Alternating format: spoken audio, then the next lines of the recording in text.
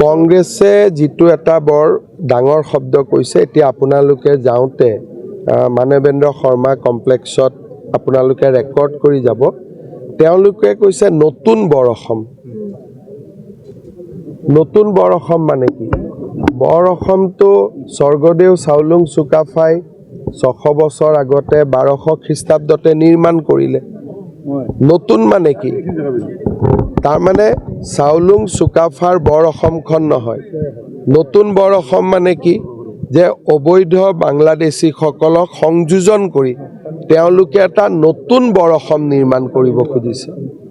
মই আজি ইমান দিনে দেখা নাছিলোঁ, আজি ইয়ালৈকে আহোঁতে ফট কৰি ৱালখনলৈকে মোৰ দেৱাল লিখনটোলৈকে চকু গ'ল আৰু ইমান এটা ডেঞ্জাৰাছ ৱাল লিখন লিখি থৈ দিছে, আপোনালোকৰ কাৰো চকুত পৰা নাই। এইটোৱে ডাঙৰ কথা। বৰ অসম নহয়, নতুন বৰ অসম। মোৰ যদি ভুল হোৱা নাই এতিয়া আপোনালোকে গৈ চাব পাৰিব। এইটো এটা কিমান ডাঙৰ কথা। নতুন বৰ অসম মানে কি? যে যিসকল বিদেশী সোমালে, বাংলাদেশী সোমালে, তেওঁলোকক লৈ আজিৰ পৰা বৰ অসম এখন হ'ব। কিন্তু আমাৰ বৰ অসমখন হ'ল 600 বছৰ আগতে স্বৰ্গদেউ চাওলুং চুকাফাই নিৰ্মাণ কৰি থৈ যোৱা বৰ অসম।